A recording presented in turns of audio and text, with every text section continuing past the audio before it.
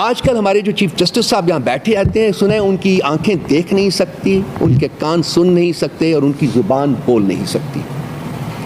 یہ ہے ہمارا وہ شخص جو کہ اس وقت چیف جسٹس آف پاکستان بیٹھا ہوا ہے. یہ انصاف دینے کی بجائے انصاف کی وائلیشن میں پارٹنر بنا ہوا ہے. یہ بھی ان سایوں کے آرڈر کے اوپر آپریٹ کرتا ہے. یہ جو دیکھی ہوئی طاقتیں ہیں وہ بھی نہیں پاور لیس ہیں, جیسا کہ میں نے کہا. یہ اپنے انہیرنٹ پرنسپلز جو ہے ان کو امپلیمنٹ کرنے کی بجائے یہ احکامات کے انتظار میں بیٹھے رہتے ہیں. جہاں میرے دوست نے, ابو ذر نے یہ بتایا ہے کہ انہوں نے کوئی اچھے فیصلے کیے ہیں, وہاں لیٹس ناٹ فرگیٹ کہ حدیبیہ پیپر ملز کا جو فیصلہ تھا وہ بھی انہوں نے کیا ہے, جس کی بیسس کے اوپر کچھ ان کے خلاف ریفرنس بھی گیا تھا, اور اس ریفرنس کو میرٹ پہ ڈیفینڈ کرنے کی بجائے انہوں نے امیونٹی لینے کی کوشش کی تھی اور ان کو دی گئی تھی. فیض آباد دھرنے کا ججمنٹ فیض آباد دھرنے کا ججمنٹ بھی دیکھ لیجیے.